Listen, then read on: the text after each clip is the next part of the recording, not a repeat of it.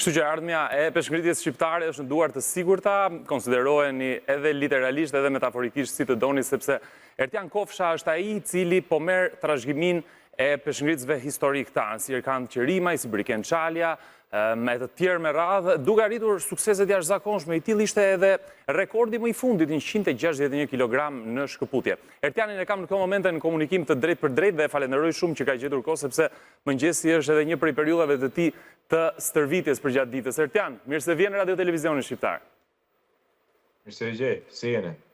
Më trego pak për suksesin më të fundit, atë të shkëputjes 161 kg, edhe se sa të ka motivuar për të ecur përpara në këtë sport në të cilin her pas here je duke u shfaqur në faqet e para të gazetave sportive.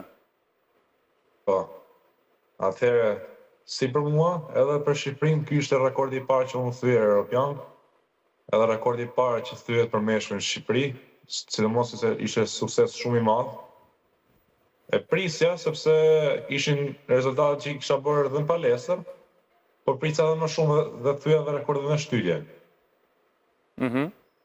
Është një rezultat të cilin e ke pritur të arrijë Ertjan me përgatitjet që ke bërë gjatë gjithë kësaj kohe, apo erdhi në një formë surprize për ty? Jo. Unë kam këto kile i kam bërë dhe në garë të tjera, kampionatet botërore europiane, edhe padyshim i prisja dhe këtë garë. Më trego pak për veten tënde, Ertjan, sepse ndoshta jo të gjithë të njohin. Bota e sportit sigurisht është njohur me rezultatet dhe me karrierën tënde, por që pjesa tjetër e publikut ndoshta ka pak informacion. Si vendose ti futesh këtij drejtimi sportiv e të mbrish deri sot? Po, ishte pasion. Si fëmijë, do të thënë, isha qenë peshë dhe doja të shfaqja të forcën. Edhe më pëlqevi sporti peshngritjes. Duke filluar, kam filluar që moshë 11 vjeçare, duke filluar avash avash, duke e personalizuar në sportin, duke vazhduar, më thëmë, se ajo fillon si lojë në fillim, pastaj duke vazhduar. Po si nisi nga stërvitja në palestër, se shumë kush me drejt mund ta lidhi me aktivitetin në një palestër sportive dhe më pas kur ti sheh që ke performancë për shembull në një ushtrim, vendos edhe ta zgjerosh këtë aftësi tënde. Kështu ndodhi edhe për ty? Po. Ti nga mosha 14-15 vjeçare unë fillova të t'jap shenjat e para. Edhe normal vjen dyshime puna që bëj, edhe profesori normalisht filloi duke marrë shumë seriozisht pastaj me mua. Kush të pa i pari që ishe një peshngritës premtues edhe tha duhet i futesh kësaj rruge? Po, prindërit sidomos. Prindërit. Edhe shoqëria pastaj. Dhe prej atij momenti karriera jote i është dedikuar plotësisht peshngritjes? Bën diçka tjetër në jetën tënde, Ertjan, apo je dedikuar gjatë gjithë kohës, je një sportist profesionist peshngritës? Jo. Vazhdoj edhe shkollën e lartë. Jam në Universitetin në Aleksandr Zhvani në Elbasan. Vazhdoj në shkollën e sportit. Pra jeta jote ndahet midis jetës universitare edhe sportit. Është e vështirë, Ertjan, me kushtet në qytetin tënd për të arritur rezultate dhe për të shkuar te këto rekorde? Ne kemi një historik me rezultate shumë të mira në peshngritje, po kushtet her pas here kanë lënë për të dëshiruar. Unë si njeri i sportit i qëndroj pranë, i shoh vetë me sytë e mi dhe prandaj të pyes sepse dua të di edhe pak për peshngritjen, çfarë ndodh ande nga kampi juaj, ta themi kështu. Jo, nuk mund të thënë vështirë. Kushtet janë arritur shumë, kemi ndihmë nga bashkia, kemi ndihmë nga federata, me bazë materiale, me rroga, me gjitha. Domethënë jemi okay për momentin. Kjo ndodh vetëm për ty apo për të gjithë sportistët peshngritës? Tashi, kjo është risi që ka filluar me bazë materiale, janë duke furnizuar gjitha palestrat, dhe besoj gjitha palestrat deri tash janë okay.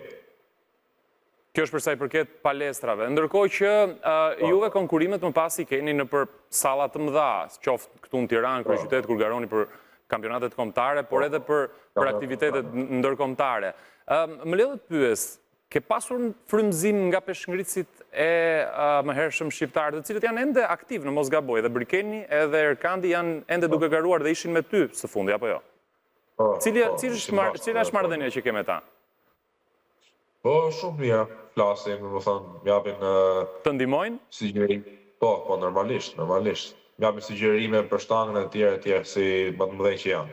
Po çfarë të pëlqen ti marrësh, ta themi kështu, nga aftësitë apo teknika që ata kanë, qoftë Erkandit, qoftë edhe Brikenit?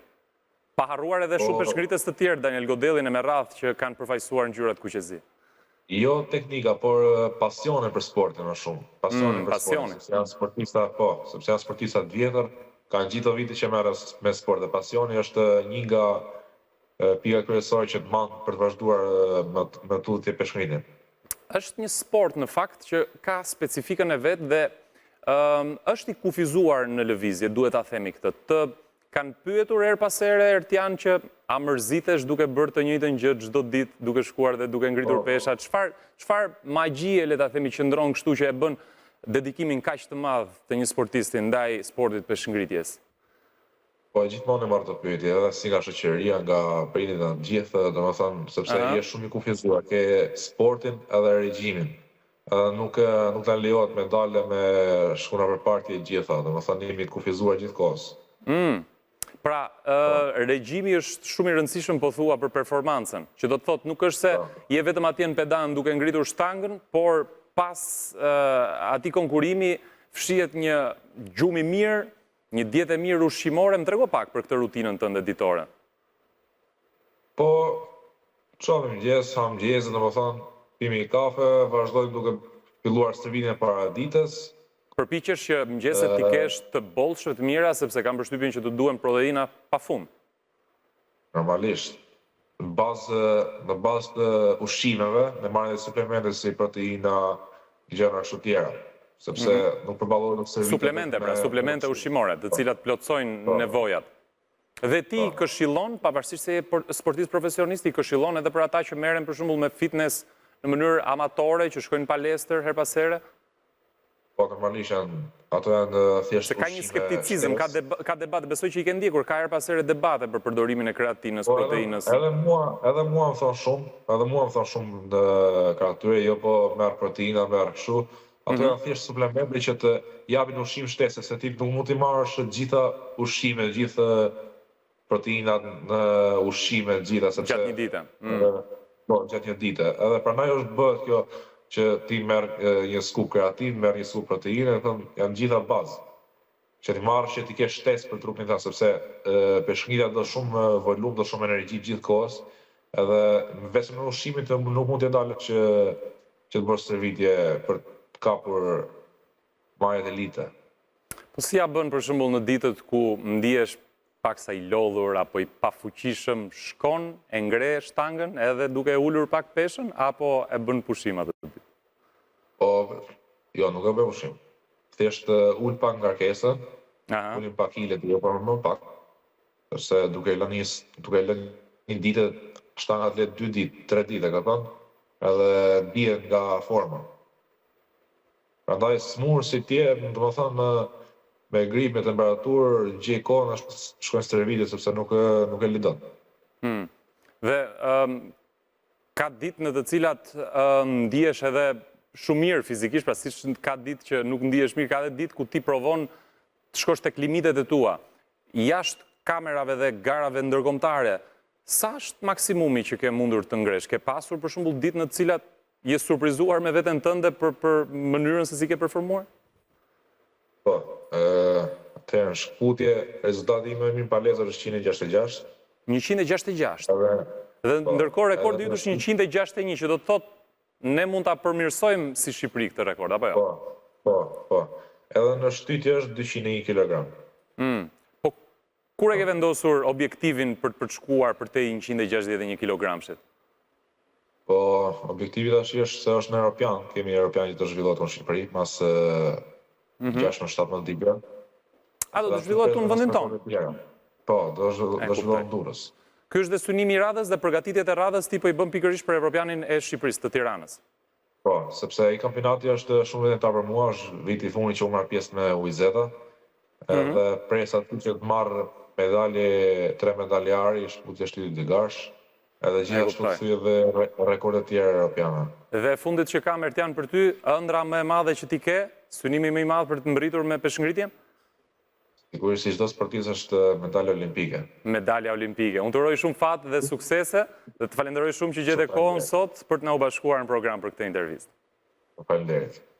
Okej, mirë. Duke falenderuar Ertianin, eci me programin sepse kemi ende shumë për të folur, do të jemi bashkë deri rreth orës 9:52 zonja dhe zotërinj, kështu që qëndroni në Radio Televizionin Shqiptar.